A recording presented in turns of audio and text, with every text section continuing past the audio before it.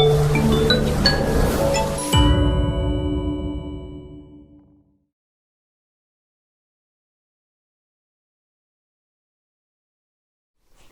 pessoal, tudo bem?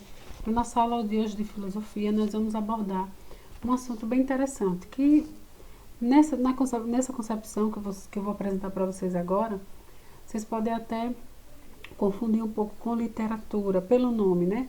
O romantismo na Alemanha. Mas na verdade essa temática ela está abordando a mudança de comportamento do homem nesse período pós-iluminismo, pós-revoluções, Revolução Industrial, Revolução Francesa. Internamente, como está essas relações pessoais entre os homens, essas relações pessoais dentro dessa sociedade, uma sociedade que está totalmente esquecida de conceitos específicos relacionados à arte, relacionados à cultura, relacionados ao romantismo, porque se preocupam muito na questão do trabalho, se preocupam muito nessa questão do avanço tecnológico que está acontecendo na Europa nesse momento. E aí, durante nossa aula de hoje, a gente vai explanar um pouquinho, vai falar um pouquinho sobre essa temática tão interessante, que é o romantismo na Alemanha, na visão filosófica. Então, vamos lá começar. Primeiro, vamos a uma definição bem clara, bem objetiva, que diz assim: movimento artístico, especialmente na poesia e na literatura. Na Europa, ela esteve intimamente ligada à filosofia. Então, os rastros do romantismo, ele não estava sozinho, ele estava associado a alguns outros elementos. O romantismo, ele é de cunho artístico e literário, está especialmente ligado aí na poesia e na literatura, nesses versos, nos poemas que foram escritos nesse momento, eles vão conter elementos do romantismo. Os românticos buscavam posicionar-se em um mundo turbulento, o que trazia estranhamento e certo desconforto. O iluminismo, a Revolução Francesa, o início da ascensão burguesa e da Revolução Industrial. Esse é o mundo que o romantismo buscava reestetizar e resmitificar. Veja bem, quando se inicia todos esses movimentos da Revolução Francesa, do Iluminismo, da Revolução Industrial, os homens agora eles esquecem e deixam de lado todo e qualquer movimento que esteja intimamente ligado à questão da arte. Por quê? Nós vamos perceber que a Europa está vivendo um contexto bem difícil para alguns e muito bom para outros na questão econômica. Então, os homens agora eles passam altas horas e muitas horas dentro das fábricas trabalhando. Então, esse tempo não possibilita esse homem a estar valorizando a arte, valorizando a cultura daquela localidade, por conta desses processos que aconteceu dentro da história, essas mudanças que se infiltraram dentro da sociedade, acabaram congelando, acabaram estratificando essa sociedade. O mundo, segundo a visão romântica, completamente seco e determinado pela clareza da razão. Agora, a única coisa que se pensava, a única coisa que se via, se refletia e que isso era colocado em prática na vida das pessoas era a questão da razão. Quando a gente fala do iluminismo, do conhecimento de algo, da racionalidade, do pensamento, todos esses elementos eles estavam ligados ao homem nesse momento, mas estava seco, como diz aí. Ele estava determinado por um lado pela clareza da razão, mas por outro lado os homens estavam completamente secos e vazios. Era necessário encontrar mistério na natureza, buscar uma relação de profundidade entre o espírito e o mundo, ou seja, resgatar os aspectos da vida que o iluminismo e a ciência moderna deixaram de lado. Então, havia uma aceleração tão grande dentro dessa sociedade que outras coisas, outros elementos importantes, sentimento, foram esquecidos. Se pensava muito mais agora nas questões relacionadas à racionalidade, ao pensamento crítico, à razão. E essas partes naturais elementares do homem, elas foram esquecidas durante esse momento. Diante da ditadura da razão científica, os românticos buscavam a arte e a criatividade como um reduto de um novo mundo, menos mecânico e mais rico. Veja aí, quando a gente fala de menos mecânico, lembrem do início da minha fala. Quando a gente falava muito desse processo de aceleração, quando a gente falava muito nesse processo de altas horas de trabalho, como esses homens trabalhavam nas fábricas, eles não contemplavam a arte, não contemplavam a cultura, porque eles tinham muitas obrigações a serem feitas durante aquele dia. Então não lhes sobrava tempo para contemplação nesse tipo de circunstância, na questão da arte. Então, como diz aí, tudo se tornou mecânico, aquela questão mecanizada. O sentimento ele começa a ser colocado de lado, começa a ser esquecido. O romântico busca recriar o mundo pela vivência pessoal e pela imaginação. Apesar disso, a tensão que sente com relação à cultura e à civilização leva ao distanciamento da solidão. Nesse momento aí, que nós estamos vivendo esse processo de revolução industrial, iluminismo, o homem ele está tendo a oportunidade de utilizar todos os meios que estão relacionados com a razão. Portanto, esse homem, além de estar utilizando a razão, ele trabalha altas horas, esse sentimento natural do romantismo ele acaba deixando de lado, e todos esses pontos fazem com que ele se distancie desse termo cultural, ele se distancie desse seio social, porque como a gente já comentou, a vida desse homem está totalmente mecanizada, gerando assim uma falta na vida desse homem, gerando assim o que nós chamamos aí de solidão. Na busca de reunificação entre o homem e a natureza, os românticos entendem que a história humana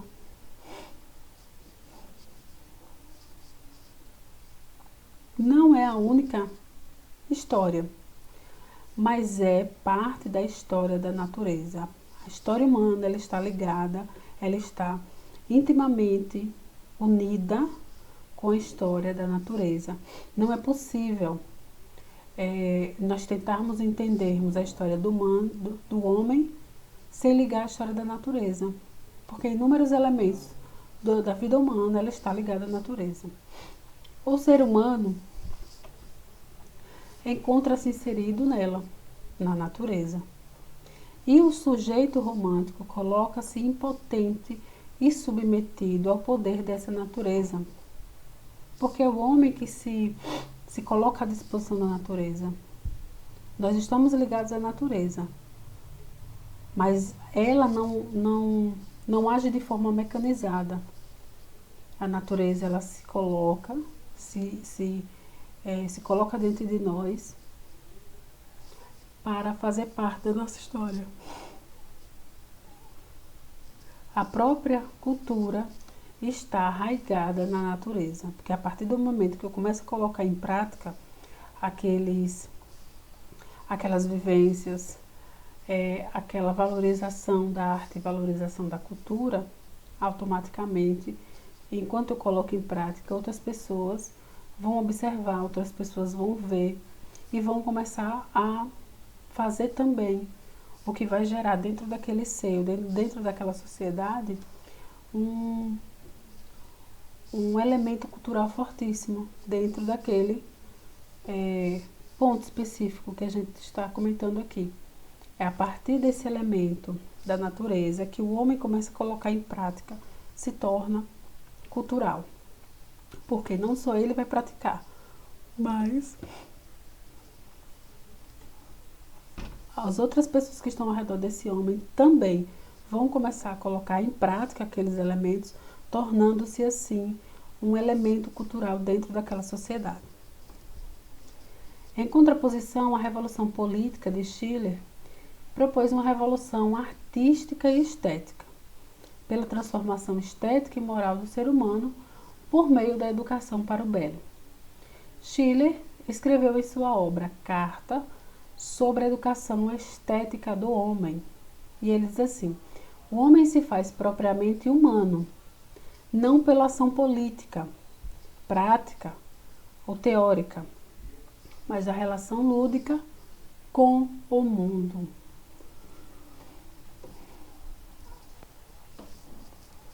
Nessa perspectiva, Schiller ele fala sobre essa educação que esse homem ele precisa ter nesse momento. O homem se faz humano não pela ação política, prática ou teórica, mas pela relação lúdica com o mundo, com a prática que ele desenvolve naquela localidade ali onde ele mora, onde ele convive. A arte é assim, a essência do homem. Então, na visão de Schiller, não há uma dissociação entre homem e arte. É algo que já está ligado e a partir do momento que ele coloca em prática se torna cultural e outras pessoas vão participar desses elementos e vão colocar em prática também por ser elementos culturais, ok? E aí nós temos algumas questões que falam sobre essa perspectiva da nossa aula de hoje. A primeira questão diz assim: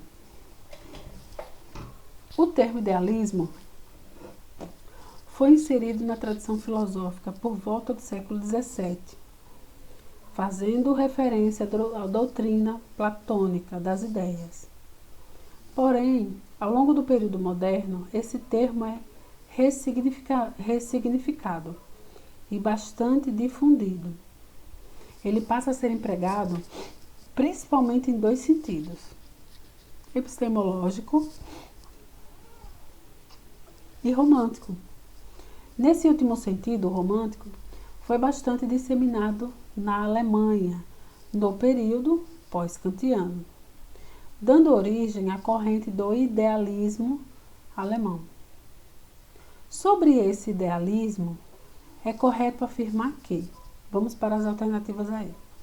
A alternativa A diz assim: é chamado também de idealismo absoluto, pois tem por finalidade frisar a tese de que o eu, ou espírito, é o princípio único de tudo e que fora dele não existe nada.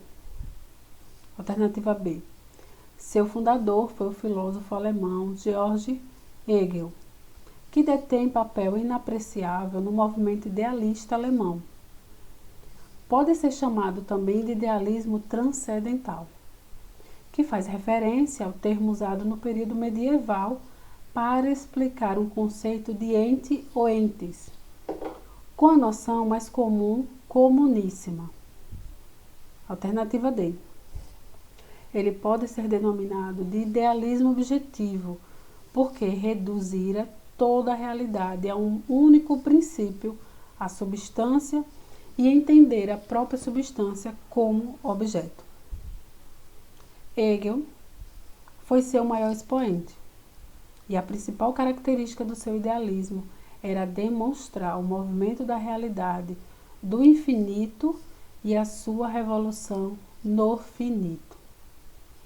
Qual alternativa apresenta melhor a questão que está relacionada com o idealismo ou o romantismo dentro da Alemanha, quando a gente fala da perspectiva de mudança de comportamento desse homem, a partir do momento em que as questões que estão cercando ele, as questões que estão relacionadas com a Revolução Francesa, com o Iluminismo, qual alternativa apresenta esse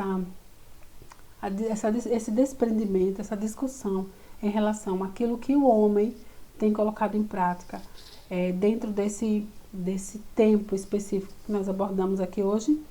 Vamos lá revelar qual a alternativa correta.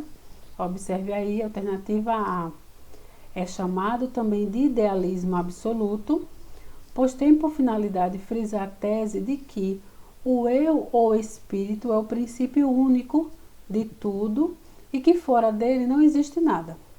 Essa é a alternativa correta. Vamos agora para a segunda questão, que diz assim: o positivismo foi uma importante corrente filosófica da segunda metade do século XIX e teve adeptos em várias partes do mundo.